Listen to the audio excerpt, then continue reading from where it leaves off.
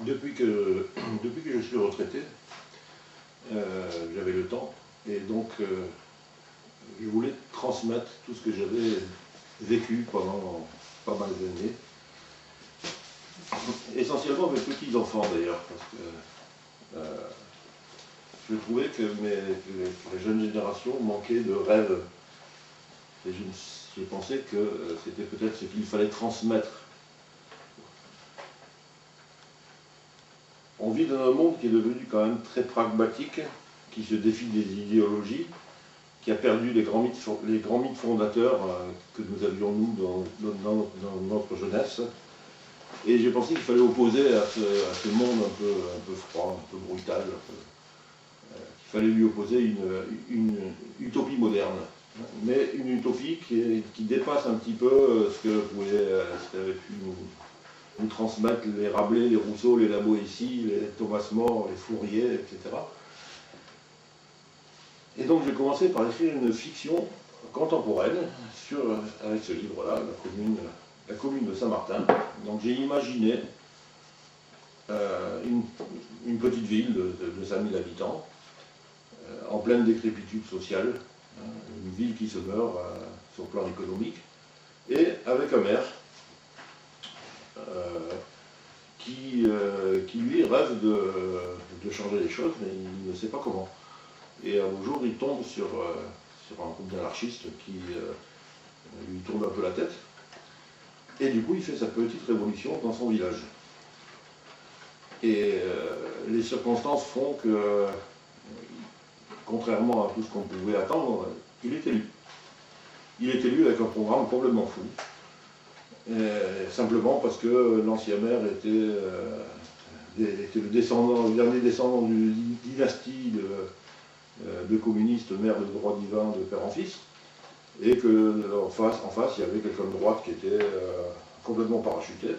Lui, il est du pays, il est bien serré, il a fait plein d'actions, etc. Donc il est élu. Et il change tout. Il instaure la démocratie directe. Il crée comme il s'aperçoit qu'il y a des gens qui ont des problèmes alimentaires, il crée un restaurant gratuit. Voilà. Il instaure la gratuité. Et derrière, il y a toujours les anarchistes qui sont là pour donner des bonnes idées, des vrais emmerdeurs, des vrais anarchistes, donc, des emmerdeurs qui ne s'engagent pas, mais qui servent de mouche du coche, qui servent d'empêcheurs de penser en rond, et qui soutiennent le maire malgré tout. Voilà. Et la commune se prend d'un seul coup à rêver d'un autre possible. Alors c'était une occasion pour moi de montrer que, quel que soit le domaine, il y avait plein de choses à faire. On pouvait changer l'habitat, on pouvait modifier un plan d'urbanisme, on pouvait instaurer l'autogestion, instaurer la démocratie directe, même à 5000 personnes, et montrer que c'est possible, c'est techniquement possible. Ce qui nous bloque, c'est simplement une question d'imagination, en fait. Voilà.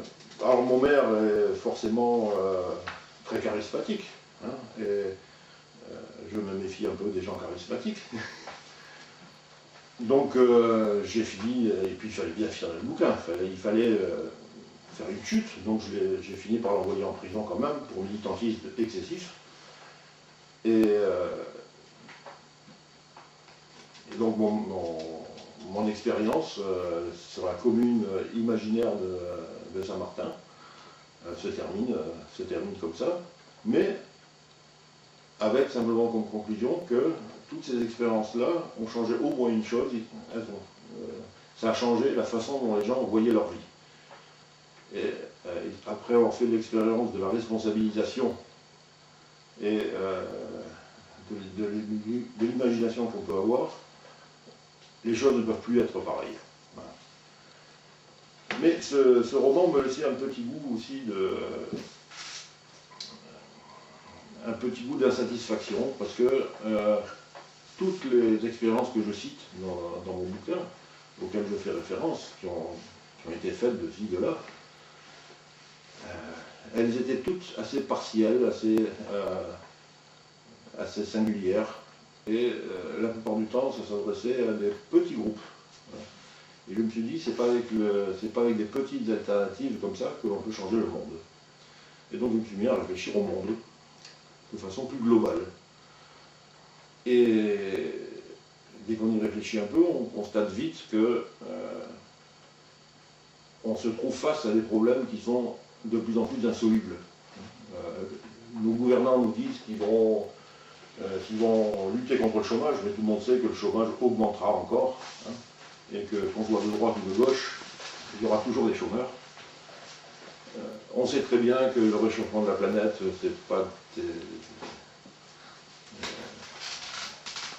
c'est impossible. Dans le cadre actuel, c'est impossible de lutter contre. Plus on produit, plus on détruit la planète. On sait très bien que la croissance infinie dans un monde fini, c'est pas possible. Et face à ces problèmes insolubles, on a très très peu de réponses. Et alors, j'ai essayé de chercher quelle était la cause des causes de tout ça. Et la cause la plus fondamentale que j'ai trouvée, c'est l'argent, en fait. Parce que toute notre organisation sociale tourne autour de l'argent. Quel que soit le problème, quel que soit l'angle sous lequel on aborde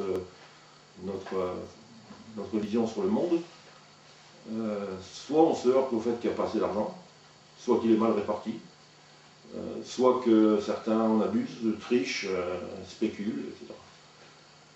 Donc l'argent est au centre de tout, l'argent et le profit. Mais l'argent et le profit, ça marche ensemble. L'argent ne marche que s'il y a du profit.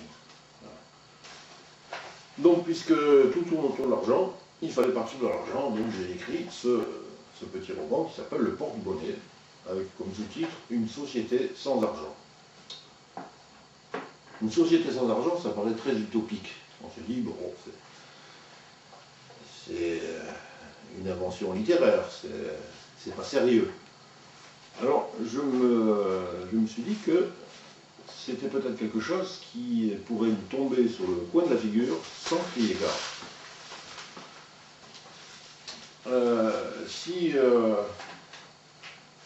une hyperinflation, comme on en a déjà connu des hyperinflations, en Allemagne en 1923, en Hongrie en 1946, au Brésil en 1980, au Nicaragua en 1988, au Zimbabwe en 2008, ça a peut-être été la pire, c'était une hyperinflation à 80% par mois, donc la monnaie qui dévalue, qui perd 80% de sa valeur en un mois. Ce qui fait que très rapidement, on se retrouve avec une monnaie de singe, une monnaie qui ne permet pas d'acheter quoi que ce soit. Comme les brouettes de marque qu'il fallait pour acheter une baguette de pain en 1923 en Allemagne. À part que maintenant, nous sommes dans une économie mondialisée. Et que si une hyperinflation de ce type se produit, ce qui n'est techniquement pas impossible, ça va vite atteindre, ça va faire tache d'huile, ça va atteindre tous les pays. Parce que les pays sont terriblement interconnectés. On a vu récemment les Américains modifier de quelques petits points leur taux directeur en décembre de l'année dernière. Je crois que c'est une semaine ou 15 jours après, c'était un grand bas de combat dans les pays dits émergents, le Brésil, la Turquie, l'Inde, la Russie. Tous ces pays-là, d'un seul coup, se retrouvaient en difficulté uniquement parce que les Américains avaient monté leur taux directeur de 1 ou 2 points. Donc tout est lié, tout est imbriqué. Et donc si une hyperinflation aujourd'hui arrivait, ça aurait des conséquences pour tout le monde. Donc qu'est-ce qui se passerait si d'un seul coup, nous n'avions plus l'outil monétaire? Alors pour ça, j'ai imaginé, dans une ville de province, un immeuble, et dans cet immeuble, des gens très différents, une institutrice, un menuisier, un commissaire de police, un ex-chronotoire, un militant syndicaliste, un mécanicien, un ingénieur EDF. Voilà. Et ces gens-là, tous très différents, vivent cette crise que j'ai située en 2029. Petit clin d'œil à la crise de 19. Ces gens-là vivent la crise, chacun à sa manière. Pour certains, c'est une opportunité, pour d'autres, c'est une catastrophe. Les uns s'adaptent très vite à la nouvelle donne, d'autres freinent des quatre sabots et résistent, essayent désespérément de reconstituer l'ancien monde. Mais on n'a plus d'argent, il faut bien continuer à vivre, il faut bien continuer à manger, il faut bien continuer à se vêtir, à se loger, à se déplacer, à se soigner, etc.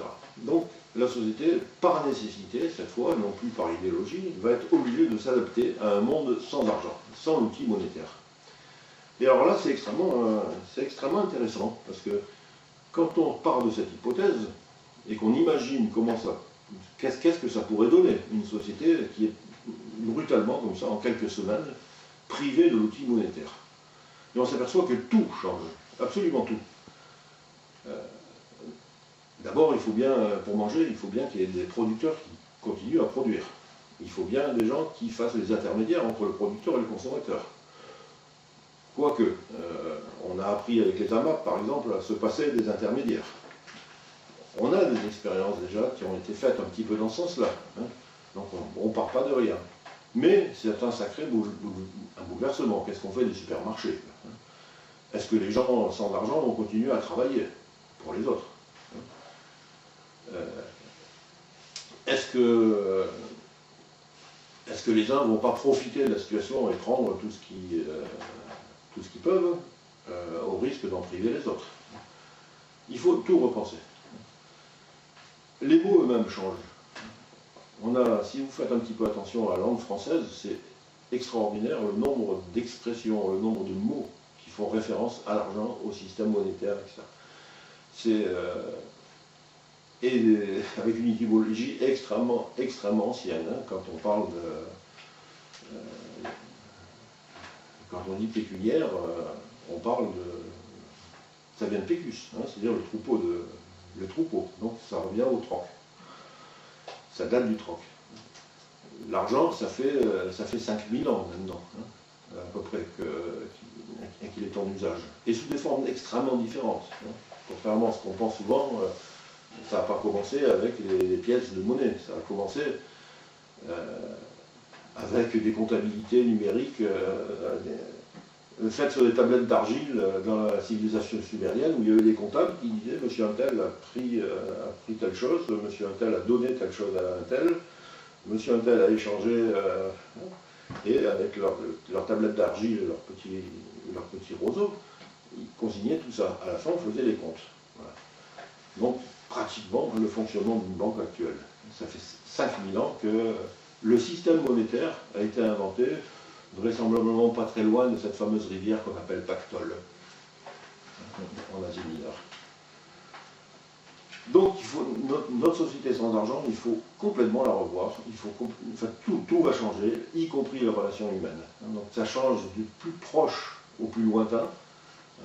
Il va falloir repenser aussi bien le commerce de proximité que les relations internationales. Qu'est-ce qu'on fait dans un pays quand un pays a du pétrole et l'autre n'en a pas?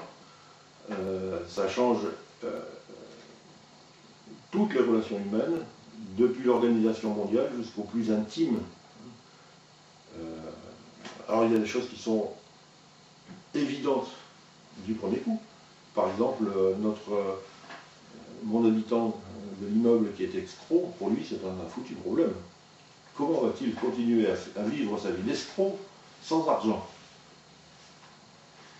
Le brave homme cherche désespérément sur quoi il va pouvoir trafiquer.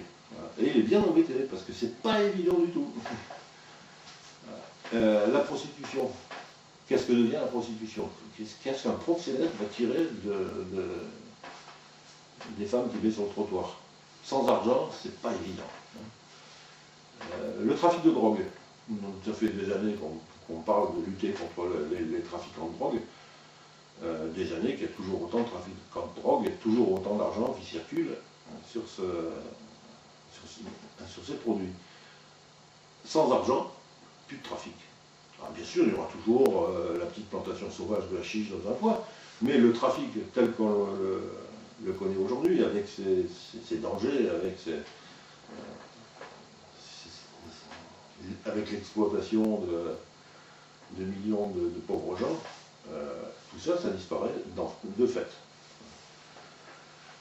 Nous avons donc des nouveaux outils, en particulier l'informatique, qui changent complètement les choses. Au point que, on pourrait, en paraphrasant Michel Serres, dire que nous n'avons pas vu venir le contemporain. C'est ce que dit Michel Serres pour expliquer que la révolution que certains attendent, elle est déjà en marche, elle est en train de se faire. La jeune génération qui est née avec l'informatique ne sera plus la même que la nôtre. Il y a des choses fondamentales qui changent. C'est ce que Michel Serres appelle la génération des petites poussettes. Ces jeunes qui vont si vite pour passer des textos, les petites poussettes. Cette génération des petites poussettes ne pense pas du tout comme nous. Ils pensent réseau, et non pas hiérarchie. Ils ont même une vision tout à fait individuelle de la société. Nous, on pense organisation. Alors d'abord la commune, puis après le canton, le département. Ces jeunes qui sont nés avec l'informatique, qui ont été formatés par l'outil informatique, ils pensent complètement différent. Pour eux, il y a eux et le monde. Il n'y a pas d'intermédiaire entre les deux. Ce qui est normal, parce qu'ils n'ont pas d'adresse déjà. Ils n'ont pas d'inscription géographique. Nous, avant, on habitait 23 rue machin, avec un code postal, etc. Donc une localisation géographique. Eux, ils habitent @.free. Ils n'ont plus du tout la même notion géographique. Ils n'ont plus du tout la même notion du temps, d'ailleurs.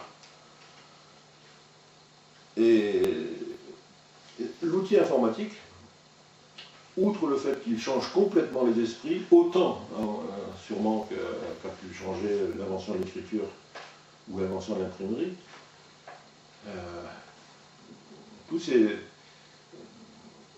cet outil informatique, il nous donne, pour la première fois dans l'histoire de l'humanité, la possibilité de gérer complètement la quantité de ressources que l'on a, que l'on peut produire ou que l'on peut extraire du sol, et les besoins que l'on a. Les besoins en nourriture, en produits manufacturés. Et tout ça peut être géré, ne serait-ce que par cette admirable invention qui est le code barre qu'on voit tous les jours dans notre supermarché. Si tout était étiqueté avec un code barre, on pourrait, en temps réel quasiment, savoir de quoi on a besoin, où ça se trouve, comment ça se fabrique, comment on peut améliorer les choses. Tout projet industriel pourrait se bâtir à partir d'une banque de données. Quand on voit la quantité de données que peut accumuler un monstre comme Google, ou comme Wikipédia, ou des choses comme ça, ces services-là qui sont pour l'instant purement commerciaux, mis à la disposition de tout le monde et organisés sans le souci monétaire, c'est-à-dire sans le profit, sans la nécessité du profit, c'est un outil absolument extraordinaire qui pourrait régler bien des problèmes. Et donc il ne s'agit plus de, comme on dit souvent, revenir au troc. Si vous supprimez l'argent, vous voulez revenir au troc. Non. Le troc, c'est complètement dépassé. Il ne s'agit pas non plus de répartir le gâteau, en donnant un revenu minimum à tout le monde.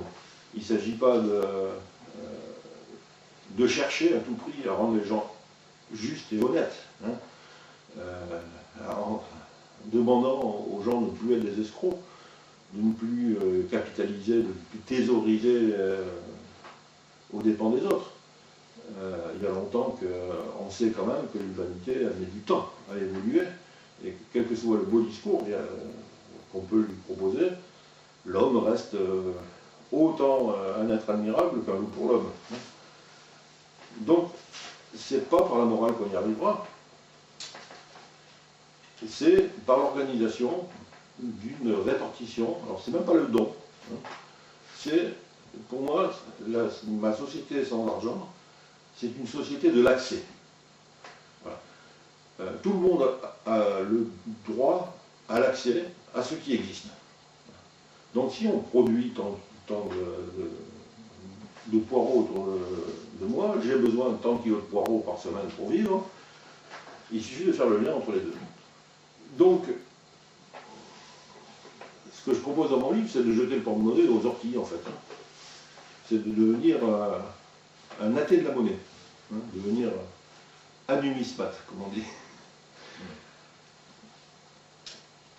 Et donc de rendre tout gratuit. Et je dis bien tout gratuit. Et donc de supprimer même la notion de gratuité, qui était chère à Van Hegen. Il disait que la gratuité était ce qui avait d'éminemment révolutionnaire, de plus révolutionnaire. Pour moi, c'est une société où il n'y a même plus la notion de gratuité, puisque quelque chose qui est gratuit implique que d'autres choses soient payantes. Or là, on supprime tout paiement. Voilà. On reçoit parce qu'il y a. Quand il n'y a plus, à ce moment-là, on gère la pénurie. Mais tant qu'il y a, on distribue. Voilà. Ce qui remet un peu en cause toutes les alternatives qu'on connaît jusqu'à présent, qui souvent sont une façon de s'accommoder de toutes les horreurs de notre société, de toutes les injustices, des gens qui crèvent de faim, des guerres, des inégalités sociales. Souvent on s'en accommode en se donnant, par ces alternatives-là, en se donnant le sentiment qu'on est humaniste, qu'on est dans le droit chemin, qu'on est dans le vrai. Et alors que ces alternatives-là sont souvent très limitées. Un sel, par exemple, c'est extrêmement intéressant. Une monnaie alternative, c'est très intéressant. Mais ça ne résout rien globalement. Alors que l'abolition de l'argent pourrait effectivement tout résoudre. Alors bien sûr, je ne propose pas un programme politique, une méthode clé en main, parce qu'il y a des choses qu'on a du mal à imaginer. Mais amusez-vous à prendre un sujet ordinaire, n'importe quoi, la prison. Dans une société sans argent, qu'est-ce qu'on fait sans prison? Voilà. Il y a 3 questions à se poser. Qu'est-ce qui se passe actuellement sur le plan de la répression des délits, des déviances, etc. Dans un cadre monétaire, comment on gère ça? Sans argent, qu'est-ce qu'on en ferait? Et comment on pourrait, troisième question, comment on pourrait imaginer la transition, les 100 premiers jours, à partir du moment où il n'y aurait plus de monnaie? Et quand on se pose ces 3 questions, aussi bien pour un sujet comme la prison, ou un robinet qui fuit, simplement, j'ai un robinet qui fuit, qu'est-ce que je fais? Je fais venir un plombier, je bricole, avec quel outil, si on examine ça de façon un peu précise, dans cette optique-là, actuellement avec l'argent, comment je fais pour mon robinet qui fuit? Sans argent, comment je le ferai? Et on s'aperçoit que tout change et que tout est possible. Ça ouvre des horizons extraordinaires. Voilà. En plus, une société sans argent, ça sera forcément une société où il y aura beaucoup moins de gaspillage. Le simple problème alimentaire, on est dans un monde de fou, où les gens crèvent de faim et où on jette à peu près 40% de ce que l'on produit sur le plan alimentaire. On jette parce que les légumes qu'on a produits ne sont pas dans les normes. La tomate n'a pas la bonne forme, la carotte n'a pas la longueur voulue. On jette parce qu'on transporte beaucoup, donc il y a des produits qui s'abîment. On jette parce qu'il y a de la mévente. C'est les producteurs de choux bretons qui vont brûler sur la route des tonnes de choux. Pour la pêche, quand on voit les gaspillages au gros du roi, les chalutiers qui rentrent et qui jettent à la mer des kilos et des kilos de poissons. Pourquoi? Parce que l'argent nous empêche de les vendre, ces poissons-là. Ils sont trop petits, ils ne sont pas aux normes, ils ne sont pas ceci, ils ne sont pas cela. C'est un gaspillage éhonté. On vide la mer de ces poissons et en même temps on empêche les gens de les manger. C'est des incohérences comme ça, on en trouve sans arrêt. Et donc, quand vous aurez lu le porte-monnaie, vous vous surprendrez sans arrêt à repenser tous les aspects de votre vie à travers ce paradigme de l'argent. Et méfiez-vous, c'est une sacrée aventure, c'est même une foutue aventure, parce qu'on s'en sort plus. On peut plus écouter une émission à la radio, regarder un reportage à la télévision, lire un article de journal sans se dire « Ah, voilà, forcément, c'est à cause de l'argent. S'il n'y avait pas l'argent, on s'en sortirait. Et s'il n'y avait pas l'argent, on pourrait faire ci, on pourrait faire ça. » Et sans arrêt, ça revient, ça revient, ça revient, ça devient obsessionnel. Et c'est sans doute pour ça que cette idée de supprimer l'argent, je ne suis pas le seul à avoir eu. Une fois mon bouquin écrit, je me suis aperçu que plein d'autres gens autour de moi pensaient pareil, imaginaient les mêmes choses. Il y a des collectifs qui se sont montés comme ça pour réfléchir à la suppression de la monnaie. Dans plusieurs pays, la même démarche se fait, et je me dis, comme par rapport à Victor Hugo, rien n'est plus puissant qu'une idée dont l'heure est venue. Et il me semble que l'heure est venue de penser, effectivement, de repenser l'argent. Cet outil admirable qui nous a bien servi pendant des siècles et des siècles et des siècles, il arrive en bout de course. Il nous a rendu service, mais maintenant il ne peut plus. C'est fini.